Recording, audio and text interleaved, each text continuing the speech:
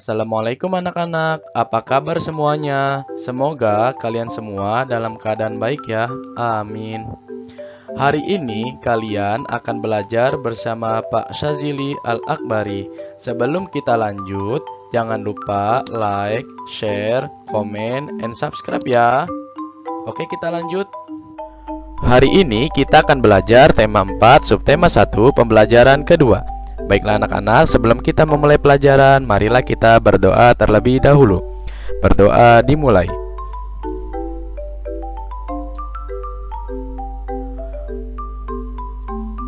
Berdoa selesai. Hari ini kita akan belajar tentang tangga nada mayor dan tangga nada minor SBDP KD 3.2, lalu bahasa Indonesia KD 3.6 tentang ciri-ciri dan jenis-jenis pantun, dan juga IPA KD 3.4 tentang peredaran darah hewan dan fungsinya. Pada pembelajaran sebelumnya kita sudah pernah belajar tentang tangga nada mayor dan tangga nada minor. Nah, lagu bertangga nada mayor dan minor memiliki ciri yang berbeda. Nah, ini adalah ciri-cirinya ya. Kalau lagu bertangga nada mayor dinyanyikan dengan riang gembira, sedangkan lagu bertangga nada minor dinyanyikan dengan hikmat. Lalu lagu nada mayor dinyanyikan dengan penuh semangat, sedangkan nada minor bersifat sedih.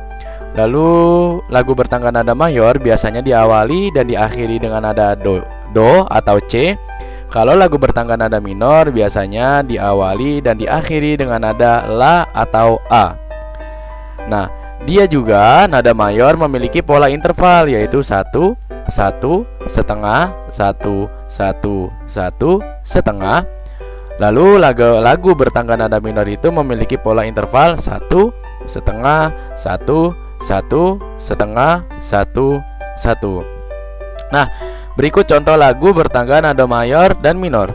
Nah, contoh lagu bertangga nada mayor itu ada Hari Merdeka, Indonesia Raya, Garuda Pancasila, ada Gundul-gundul pacul, Manuk dadali, Lir-ilir, Naik becak, Naik delman, Cicak-cicak di dinding. Lalu contoh lagu bertangga nada minor itu ada Mengheningkan Cipta, Gugur Bunga, Bubui Bulan, Boleh Lebo, Syukur, dan Apuse. Sekarang kita akan membahas ciri-ciri dan jenis pantun. Nah, pantun memiliki ciri khas yang membedakannya dengan bentuk-bentuk karya sastra Indonesia lainnya. Berikut ciri-ciri pantun. Yang pertama, bersajak AB, AB, lalu terdiri atas 4 baris dalam satu bait ya.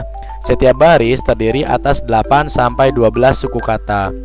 Lalu terdiri atas 2 bagian, yaitu sampiran dan isi ya. Bagian sampiran pantun terdapat pada baris pertama dan kedua dalam bait pantun, sedangkan bagian isi pantun terdapat pada garis ketiga dan keempat dalam bait pantun. Bagian isi pantun berisi maksud atau pesan yang ingin disampaikan pembuat pantun.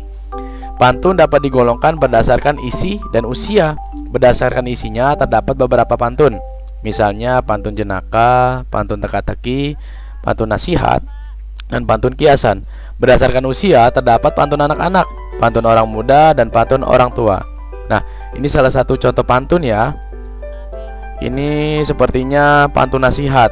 Nah, di sini kan ada ciri-cirinya, Pak. Ciri-cirinya bagaimana? Bersajak AB-AB. Biasanya bersajak itu maksudnya akhirannya. Misalkan akhirannya kur, dan ini kit sampirannya ya. Lalu maka isinya kita harus bikin syukur, lalu sakit. Contohnya gini, misalkan di sini ini adalah sampiran ya, lalu ini adalah isinya. Bersajak AB-AB, jadi kur, kit. Maka isinya harus kur dan kit juga. Lalu terdiri atas 4 baris dalam satu bait. Nah, ini namanya satu bait dan ini ada 4 baris, 1, 2, 3, dan 4. Setiap baris terdiri atas 8 sampai 12 suku kata. Suku kata mana? Bermain, berarti bermain. Nah, berarti ada 3 suku kata. Terus di 4, taman 5, 6, dengan 7, 8. Nah, ini lebih dari 8 nih, berarti ini bisa dikatakan pantun. Lalu terdiri atas 2 bagian, yaitu sampiran dan isi. Nah, ini adalah sampirannya ya. Lalu ini adalah isinya, seperti itu. Sekarang kita akan membahas peredaran darah hewan dan fungsinya. Organ-organ peredaran darah hewan tersusun dari jantung dan juga pembuluh darah. Peredaran darah hewan terbagi menjadi 2 macam, yaitu peredaran darah terbuka dan peredaran darah tertutup. Nah, pada peredaran darah terbuka, darah tidak selalu berada dalam pembuluh darah dan tekanan aliran darahnya pun lebih lambat. Pada peredaran darah tertutup, darah selalu berada dalam pembuluh darah dan tekanan alir darahnya lebih cepat. Nah, ini salah satu peredaran darah contoh-contohnya ya. Kalau serangga itu memiliki sistem peredaran darah terbuka. Darah atau disebut hemolimfa pada serangga mengisi seluruh rongga tubuh dan berfungsi mengedarkan zat makanan, namun tidak dapat mengangkut oksigen. Nah, serangga juga memiliki jantung dan pembuluh darah. Struktur jantung pada serangga masih sederhana, sehingga disebut jantung pembuluh. Sedangkan cacing memiliki sistem peredaran darah tertutup. Cacing memiliki pembuluh darah dan jantung pembuluh. Jantung cacing memompa darah dari jantung menuju pembuluh darah bagian atas, lalu ke bagian bawah, lalu ke seluruh tubuh. Dan ikan itu memiliki sistem peredaran darah tertutup ya.